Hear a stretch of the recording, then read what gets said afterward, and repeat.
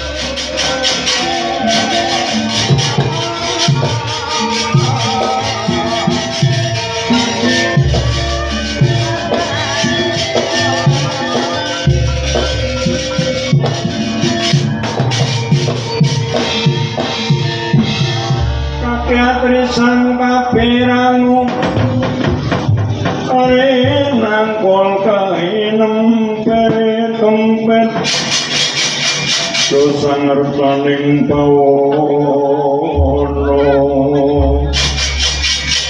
begitu kang walang ati begitu kang ulu kering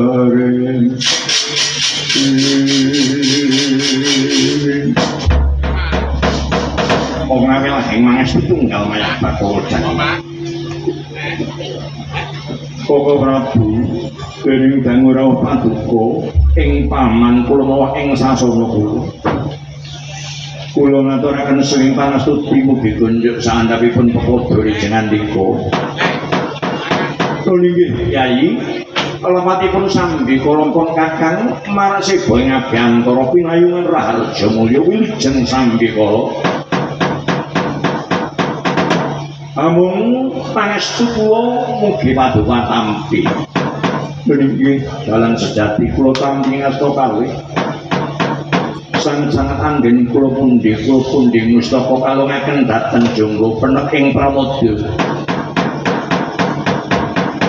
mugi ndadosaken jaya kawijayan kula Koko Prabu nggih Kyai amung sembah kula mugi kunjuk saandhapipun pepodo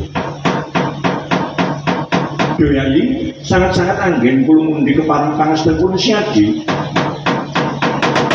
Kula tampi ngasta kalih kula pundi musta kalongaken dhateng Jonggo Rumpeteng Wardaya ndadosaken jimat parite Yai. Kula nuwun dhateng sendika ingkang dawuh Joko Prabu. Ngaturaken kawajiban mawah maturaken demi panuwun paduka rawuh wonten ing paman niku. Kaos panyuwun kula dening Koko Prabu dalang sejati nggih dalang Pandhawana nggih dalang pangruwan. Keparenga kula badhe matur Koko Prabu diagung lepat pangacama paduka inggih Kyai.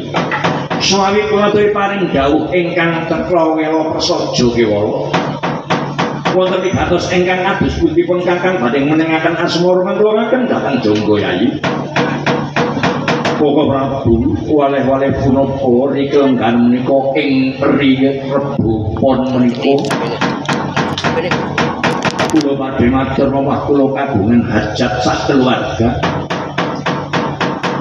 Kula pun Gunawan Radyasna Radyansa mewah garwa kula Nining Diah Ayu mawah putra kula Ahmad Wahyu Gunawan ing ri menika ing dinten menika kula badhe milujenge mawah slametan inggih ugi kasebut ruwatan ngruwat dhateng anak kula pun Ahmad Wahyu awit miturut dhateng pujaring para winasis para leluhur para nenek moyang kita sedaya ing Pulo Jawi bilih putra setunggal menika kedahipun dipun selameti lan dipun wilujengi. Duh Koko Prabu dinten menika kula pasrahaken borong dhateng dalang sejati inggih dalang Sangga Bono dalang pangruwat anggenipun nyangkul jejibahan agung angruwat anak kula mawah atmaja kula kakung mugi-mugi ing pangadap Gusti ingkang Maha Kuwasa ingkang Maha Wilujeng Maha Agung tansah paringana kanugrahan mawah pangestu anggen kula ruwatan dinten menika. Koko Prabu kula nggih Kyai ya sami-sami diniri kelenggan menika kula dalang sejati nggih dalang Pandhawana menika sampun dados jejibahan agung kula. Arumatan menika putra ingkang dipun ruwat menika ateges putra ingkang mawa sukerta utawi mawa rereget inggih menika putranipun Mas Gunawan to inggih nggih emot kula emot Gunawan menika rumiyin ingkang ruwat nggih kula terus menika putranipun sederek kula sepuh almarhum Mas Mapin inggih dalam sejati menika adik Gunawan nalika maksih tetakan menika kula ingkang ruwat ingkang kalih menika Ahmad Wahyu menika putranipun utawi kalebet putunipun Swargi Kakang Mas Mapin. Yai saderengipun kula matur ingkang kathah keparing ing mriki kula ngaturaken mugi-mugi sederek kula lapin anggenipun seda paringana husnul khotimah dipun tampi sedaya amal kesayanganipun dipun kaparingaken jembar dhateng kuburipun ditampi dening Gusti Kanjeng Nabi Muhammad sallallahu alaihi wasallam amin Allahumma amin. Kalebetaken dhateng alam kaswargan ing minjang lan cunduk lawan labur-labetipun nalika maksih gesang dharma dipun nalika maksih gesang ing Ngadipada inggih dalam sejati ugi kula nderek ngaturaken kalepatan sedaya ingkang sampun tampi bilih sederek kula ingkang wonten Perdoko inggih menika Kang Mas kula sepuh Mas pun sampun kapundhut. Dening mangke kula nembe ngertos inggih mugi tansah wilujeng paringana husnul khotimah. Dipun tampi sedaya amal ibadahipun dening Gusti ingkang waos inggih dalang jati Kyai. Mugi-mugi keluarga ingkang dipun tilaraken tansah pinaringa iman, pinaringa sabar. Tansah mujudaken anggenipun makarya ibadahipun wonten ing Madyapada inggih dalang jati matur nuwun Kyai. Wangsul dhateng ruwatan Kyai. Inggih. Ruwatan menika sampun kaketan para sepuh para pundhen nalika jaman kuno makuna. Tilaripun para leluhur lan tilaranipun para nenek moyang. Dados ruwatan menika kalebet budaya ing Pulo Jawi. Gamblangipun ruwatan menika mbuwak dhateng Sukerta, bucal dhateng Rereget. Jalaran putra ingkang lair setunggal utawi kalih utawi tiga utawi gangsal menika kalebet putra ingkang mawa Sukerta mawa Reget kedahipun dipun bas. Inggih menika dipun suceni lan dipun resiki dipun bucal dhateng Sukertanipun mawa kanthi sarana ruwatan. Inggih Bapak Prabu sampun mangambah makaping mangambal-ambal kula sowan wonten ing dusun mriki ngruwat sederek-sederek kula ingkang wonten mriki. Sedaya sami njeng rahayu nirsakara-kara boten wonten kalangan setunggal punapa. Inggih dalang sedati. Sesaji-sajinipun sampun pepak, sesajenipun sampun pepak Bapak Prabu. Sedaya kula samapakaken sedaya kakung. Boten wonten ingkang kujiwa, boten wonten ingkang adicir sajuga. Nggih matur nuwun. Inggih menika namung sarana kangge ruwatan Yai ingkang sepindhah. Syaratipun kedah kanthi ikhlasen penggalih wong ruwatan menika syarat siji kudu ikhlas.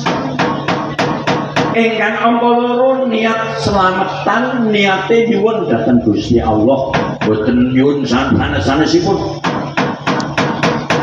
pitaya lan sedaya Gusti Kang Maha Kuwasa menika ingkang paring punapa kemawon dhateng bilaring manungsa ing Madyapada menika syarat ingkang angka setunggal niat lan kudu mantep kunjuk ibadah marang kersane Gusti Kang Maha Kuwasa ingkang angka kalih inggih menika mawa saji utawa sajen. Sajen-sajen menika ana gedang raja, ana kupat lepet.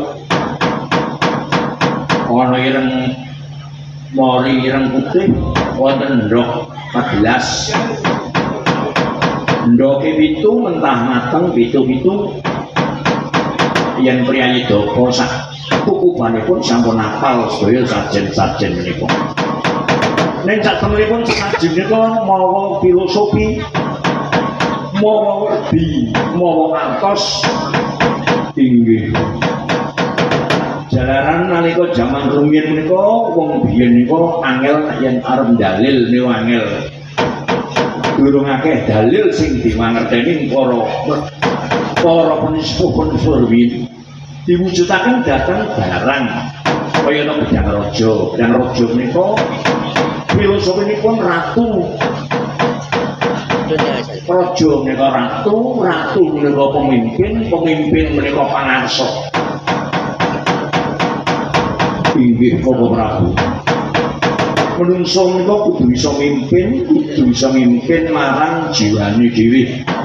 Menika filosofipun gamblangipun mimpin dhateng kula wargane.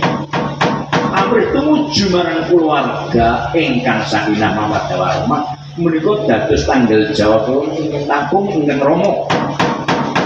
Dados menika kudu bisa mimpin marang keluarga, mimpin marang awake dhewe. Menungso kudu duwe adeg-adeg jati diri.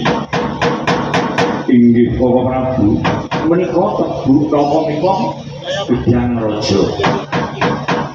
Kupat lepet menika kupat menika lepat.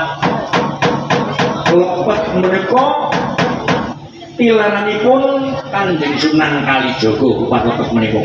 Filosofinipun kabeh manungsa duweni keluputan. Luput yen luput nyuwun pangapura, lumrah jamak lumrahe manungsa. Lepet menika mung sampun nyuwun kelepatan, nyuwun sampun dipun pangapunten sedaya keparipun kedah dipun lep. Sedaya wadosipun wadinipun dipun demo sing jero dipukul sing dhuwur. Lha nggih Bapak Prabu Kyai menika para wau contonipun namung gedhang raja. Pramila sajen menika gedhange gedhang raja ora kena gedhang liyane. Gedhang kluthuk mboten kena, gedhang biok mboten kena. Sanesipun gedhang raja mboten kena menika mawa filosofi lan mawa artos. Wewedinipun ngaten inggih para Yai tetela kados mekaten menawi kula babaraken sedaya mboten rampung setunggal jam. Dinten menika sampun aradi kapaketing medal. Kula badhe nglajengaken rematan Yai. Mugi-mugi sabubaripun remat monggo sami nyuwun mawon dhateng Gusti ingkang Maha Waos, Gusti ingkang Maha Adil, Gusti ingkang Maha Wikan. Mugi-mugi panyuwun kula lan panyuwun paduka dipun ridani dening Gusti Allah. Anak kula Ahmad Wahyu Gunawan mewah sakulawarganipun Mas Gunawan tansah pinarma rahayu nirsakara-kara pinayungan raja mulya. Paringa seger kewarasan panjang yuswa ingkang barokah.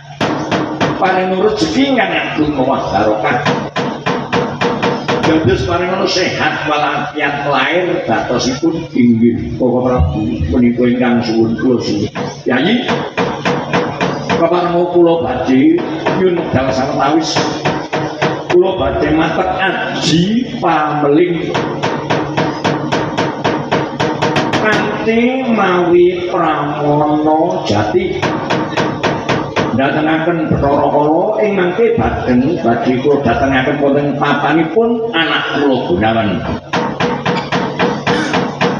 Badhe kula babaraken sedaya punapa wigatosipun Bathara Kala. Niki Prabu kula dherekaken Bapak Prabu.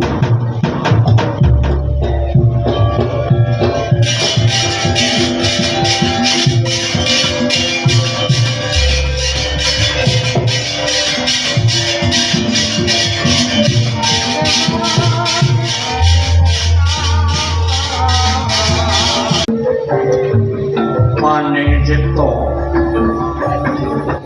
angobong dupa makantar-kantar kuku sing dupa piyayah sundul ngontoriksa pratenging gegono ambeting ulun Bathara Kala ingkang dewa saking Bang Angkasa mandhap dirgandara kakyat Apara Kasan.